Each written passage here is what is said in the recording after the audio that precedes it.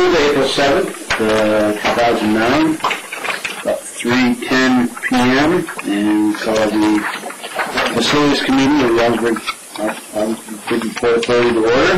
We've got not a huge agenda, but a few things to go over today. In that way, I turn it over to you. Thanks, Jeff. I'd like to bring your attention to the first item on your agenda. It's correct on the actual board item, but it's mislabeled on the agenda. It should read total agreement with FHWA. Total agreement with US DOT and New York State DOT. On page 2 of your document, there's a resolution here that I'd like to put before the full board this evening.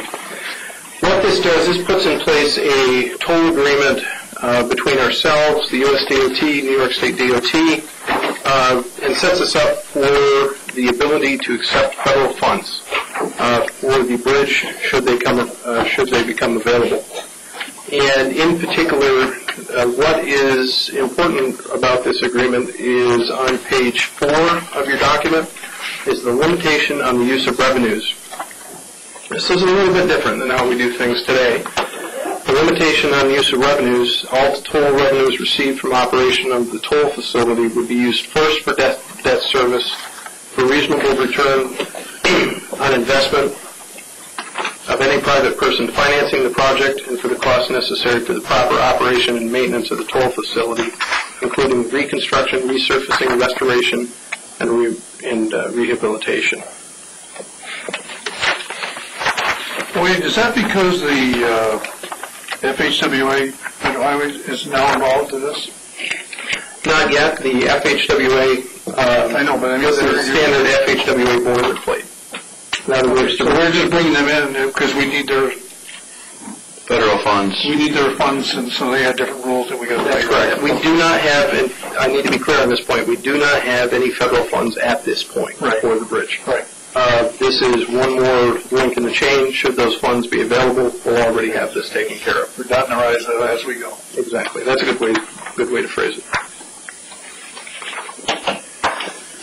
How does this affect our payment of the debt to New York State on the bridge? We ran some preliminary numbers, Jim, and you take the bridge revenues exclusive of the border station revenue. Take the border station expense and revenue while you've got the bridge revenue.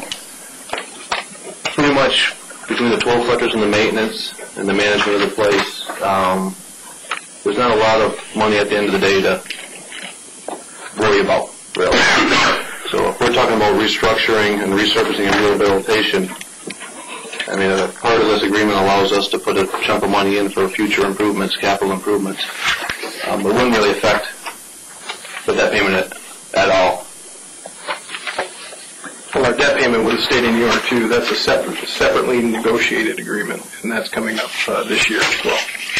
We'll have to renegotiate that. So there's no effect if we execute this contract? Well, the effect is if we have to go through an annual audit, so I'm going to list our bridge revenues, less the toll collectors, less the bridge crew, less the painting and everything else, and if there's a minus the debt, if there's a bottom dollar, that would have to be by paying off the debt. Yeah. Or if we're allowed to put that into a capital improvement program, because obviously, you know, we can't finance things every year as we go. So we can build up some reserves, then the debt would stay where it's at, whichever agreement we have with the state at that time. But you couldn't take those dollars and reallocate them somewhere else anymore. Right. That's take correct. them from the industrial park. What's the term of this contract once we sign it? Let's just say that we execute it. We don't get any federal funding for the bridge. Is there a termination clause in here? I think if we don't get any federal funding, it's kind of a moot point. We're not held to anybody. So it's only in place if we want that. So it really doesn't get kicked in unless there's federal funding. Exactly. That's the only time it comes into play is when we receive federal funding. But if you don't have the agreements in place, it puts you behind. Sure. And we're all, part of the first one was boilerplate. If you read them, and I did read them, they talk about all sorts of sections of law over about minority hiring and maintenance. Oh my God, it's crazy. You can't have hardwoods from another tropical hardwood. flow and hopefully get the federal money, because we're not using any of that material up there in that bridge anyway. As far as what you're saying, as far as the debt, if you look at the clause correctly, it's repay the debt. It says first repay the debt. Well, it doesn't clarify that as repay the debt or the other things all at the same time. That's my question. It could go it could be any one of those things, and the one that was most important is the rehabilitation and maintenance of the bridge, which is where we spend all of our money anyway. Well, that's right. I was going to say this. I was reading on page 13, and I'm saying the clause in there lists all the things. In what order does they have to be done? And I don't think the fact that it doesn't go first, I don't think it has to be used first for these things. Right. Not just debt service. It's first for these things. That's what all the tolls have to be used for. But otherwise, you have to use all the tolls for debt service. You can never do any of the other work. If you got a hole, you can't do your bridge. You better take care of that first before you take care of your debt service. That would make sense to me. I think the way they look at it is the maintenance first. Right. That's what I'm saying. At least that's the way I read it, Jim. And I think it's a fair reading of the clause because it's got 5 things after. Shall we use first 4, and then it goes and it lists 5 different things. I don't think they listed them in any particular order. They're the same, we're calling firefighters for all 3. Yeah, and I think that's the thing, and we do use it for one of the biggest categories. Jim, and the other thing there is, if we get $50 million or $100 million and you improve the bridge, if you depreciate that over a 50-year life expectancy, that's more than our revenues. So really, Yeah, you'd never have a bottom line, per se, So if we're worried about giving all that money back out that the bridge makes, that might not be really practical.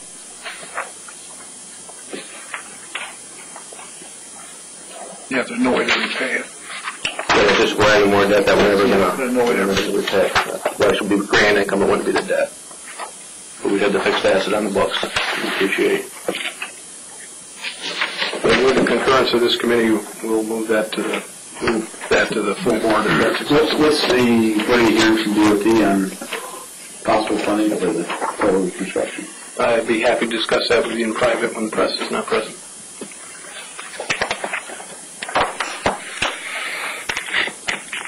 I'd move it, Jim.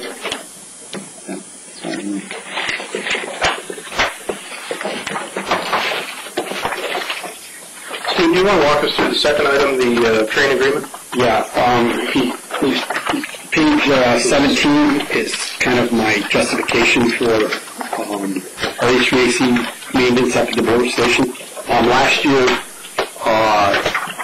board member Mary Farley asked, we get everything annually, and last year Ms. Farley requested that I look in for this year to some options, and I kind of summarized them in the justification, but basically they are all train units up at the border station, and ever since the last 5 years, train has handled them. They put them in, they're aware of all their diagnostics and everything is trained, and they've been with us ever since. Each year we need to go out just to, as far as pricing goes, and they've held their pricing pretty good. So they gave us some options, and they're kind of listed in item 6. But basically, what I would have done or what I have been doing is a 1-year agreement, but we went out to get some options. So the 1-year agreement would be $52.94, and that's a 2.9% increase. There's a 3-year agreement, which will keep this year's price the same as last year's at $51.40, and then there will be a 3% increase for year 2 and 3 only. Then there's a 5-year agreement, which will keep this year's price the same as last year's, and there will be a 3% increase in year 2, 3, and 5. So basically 3 and 4 would stay the same. And they offered a prepayment option that would add to some savings. So I discussed this with Wade and Mark, and we kind of recommend a 3-year agreement. And in that, Mark, I think we have the ability for a prepayment on that contract, which would realize a savings. I believe it's 7.5%. So we can really negate 7.75. which would negate any increases over the next 3 years. So basically, we're holding our own with that. We felt Train was a reputable company. In this day and age, I guess that's the best we can do with that, but we felt 5 years was a little bit too much, especially with any kind of prepayment. Was that? Yeah. How old are the units now? The units are 5 years old now. Yeah, so they'll be 10 years old by that time. Right. So my feeling is we're 3's a little safer than Yeah, we may end up, we hope to, with all of this service, that we get a lot of service life longer than 10 years, but part of our reasoning was maybe after that, we may have to be replacing units and things like that, so. If you're doing math, there's...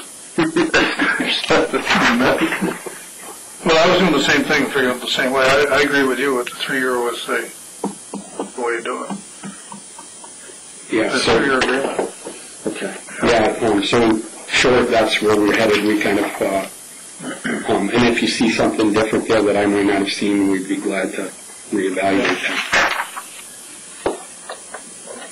Jim, my assumptions there in the first column, if we took the year one, there'd be a 3% increase every year. Right. And the second column, for the first 3 years, is for the contract, and the third column is for the 5-year contract.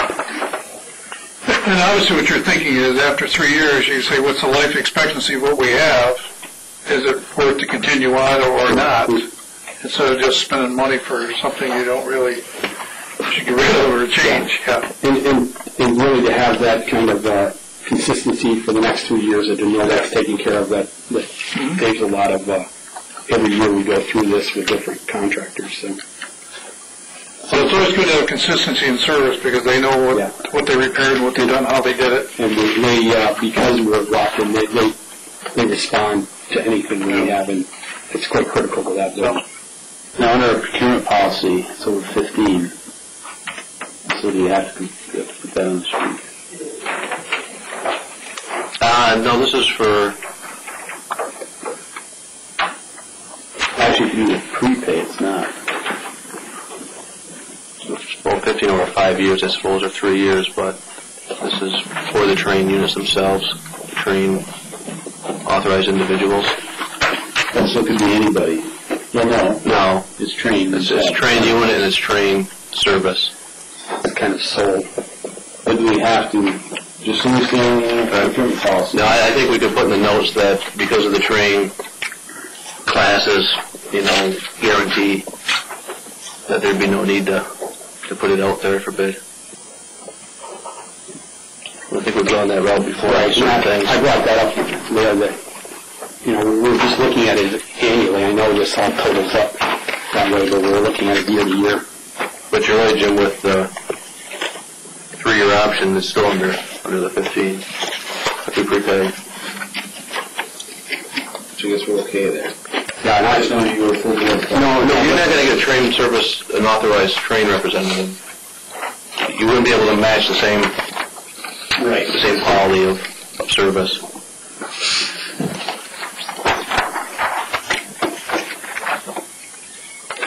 All right, so okay. Does that cover all parts too? No. That'll, like, there's some more parts like fan belts and service things. It covers some basic things, and with cleaning solutions and things like that. But any major failure or anything, that's I don't have the label, Sam. I just ran through it quickly before we walked in here. Somebody put those over in the pen. Thanks. All right, so any objection if we... No, that makes no sense. I make that motion.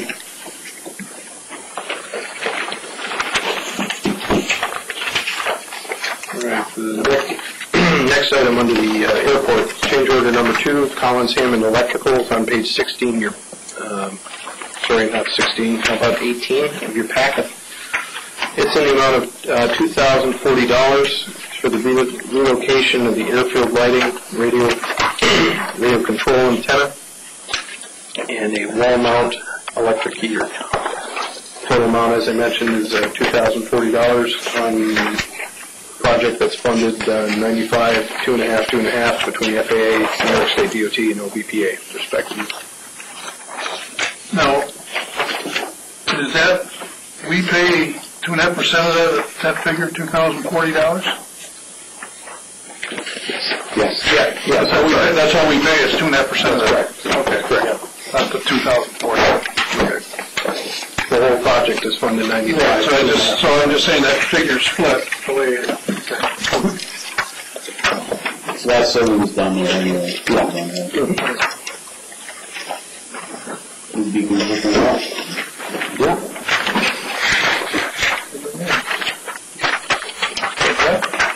All set with that one. Second I'll item. make a motion on that one.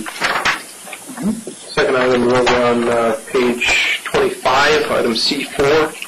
It's approval of a memorandum agreement with the FAA. What this is in a nutshell, this is FAA boilerplate that consolidates three separate agreements that we have with FAA into one boilerplate agreement. And you can see that on page 26, 27, and 28.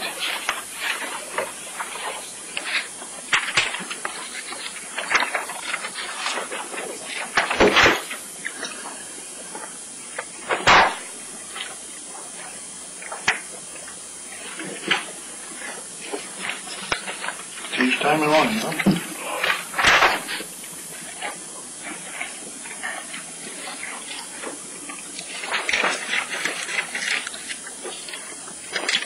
Okay, Jim?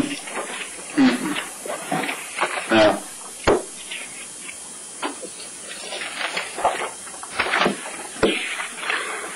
All right. If there are no questions on that, we'll move on. Steve, do you want to talk about the port security consultant? We're on page 34. Yeah, on page 34, we sent out a request for qualifications in January of 2009. This was for a marine security consultant we have a Homeland Security grant. It's a federal grant, and we need a consultant or engineering firm in place to begin.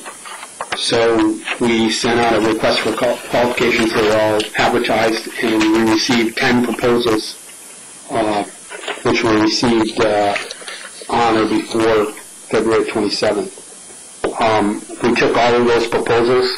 We had a selection committee that was made up of Wade, John, Mark, and myself, and we went through and we evaluated those on we have a criteria, and we read through them, and we went through all of them, and we evaluated the proposals based on a number of factors. And based on the experience with other transportation projects and some of the Homeland Security projects, as well as familiarity with the OBPA, we selected Linda DeShare to perform our marine terminal security evaluation. And this was strictly qualifications. What we're looking here is for the board to approve the selection, and then we will negotiate fees based on what we find. They'll do a 1 or 2 day evaluation, and then their fees will be based on what they feel needs to be done. We have our own list of what we submitted to the Department of Homeland Security. We're going to go based on that, but they may point out some other things that may be of value to us or something we can improve on. So we will need to have that as our scope first, and then we will go and we will discuss fees on that. Do you have your evaluation matrix handy? No, I've got it in my office. I can show you that. Should I cut it down, Jim? that doesn't matter. I just wanted to, you didn't feel the need to do a short list and interviews, you just went. No, not based on the size of this and the firms that were there. And I can discuss with you some of the issues that came up with. Some firms are so large that, just for that to fit wasn't quite right and things like that. But I get you those. Who did they report to? Excuse me? After they do this, who did they make this report to? To us, and then we forward this on to Department of Homeland Security with our request for what Okay, we so they go through us, and then Yeah, they they're don't jump us. No. Okay, that's what I wanted to know. Right, they're working for us. Yeah. Okay. Steve, tell me just a little bit, I didn't know if I heard you right or not. We're going to approve this resolution to use this firm, right? Correct. And then you're going to sit down with them and negotiate the fees under the conditions of this resolution. Yeah, well, the first thing we'll do is we'll sit down and we'll agree on a scope, and then we will negotiate the fees based on what we're asking them to do. Because right now, we could give them that, but I think what we need, though, we need their expertise in some of the things that it may change a little bit, but it won't be of any kind of large order of magnitude or anything like that. It might be something here rather than there. We've got a list of, I believe, a half dozen items that we're looking at, lighting, cameras, the gates, fencing, and things like that. So let me ask this, educate me here. If we were to take their name out, but authorize you to hire whoever, what I'm looking at here is we're passing the resolution to use these folks, but then you got to sit down and negotiate a fee for that work. Correct. And if we can't reach an agreement with them on that fee, We go to somebody else. so that's why I'm asking, why wouldn't we approve the structure of this without a name in there? And give you the latitude that you're going to need. Yeah, either way, I just wanted to be sure that I had your authorization to talk with them. And however, Them or anybody that we need to. right. I'm just trying to figure out here, once we give you pass this resolution now, it ties you to deal with this company, right? Not really, no, because then when he goes to negotiations, if they can't come to terms, maybe we put a clause in here that's saying, hey, Well, the only thing is That's what I'm asking, Jim, so fix it up. it might not be a bad idea just to, I want to make sure your hands ain't tied. sure.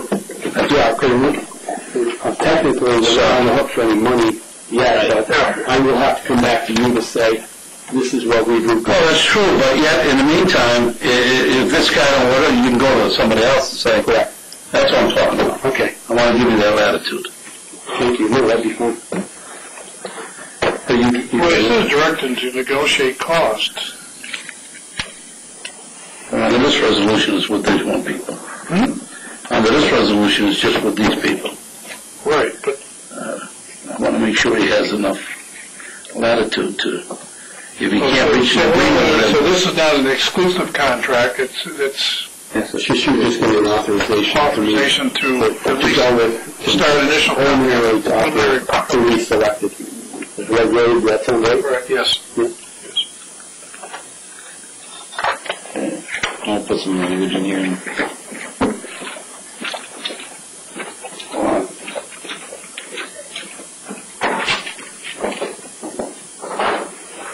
That's the gist of what we want to say, just haven't.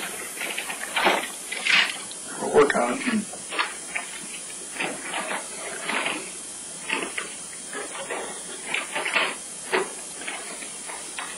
So what you really did is you looked at the people who could service you the best, provide the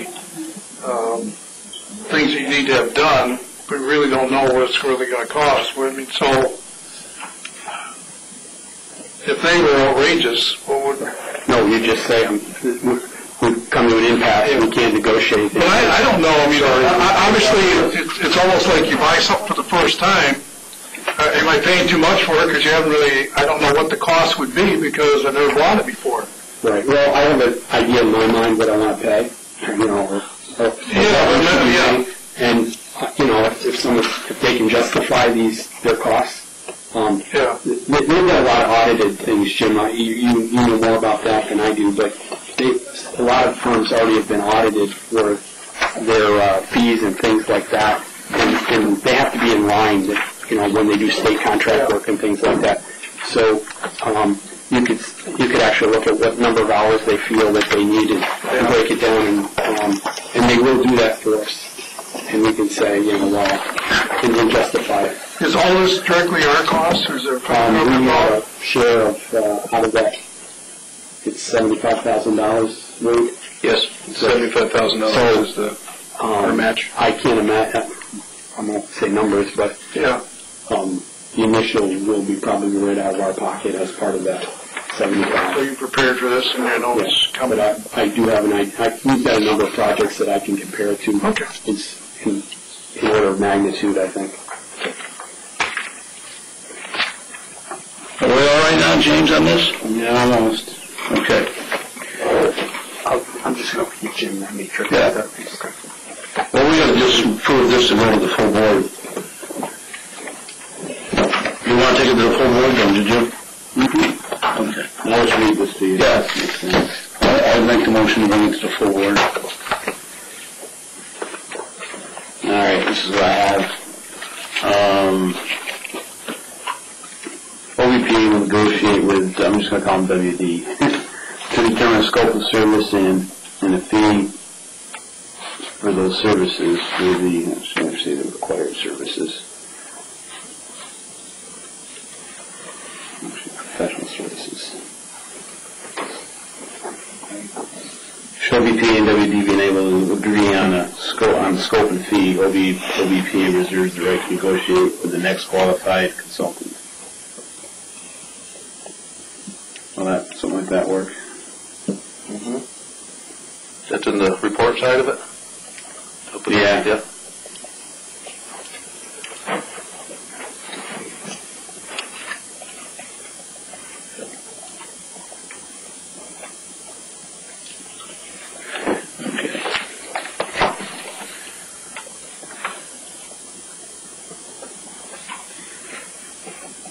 Do you want to try to take a whack at that, type it up and look at it again? You want to change the resolution at all, Jim, or just, Well, the resolution, it's going to, it's just... Put further resolve in there. Right. Yeah. One more further resolved with that language will take care of it.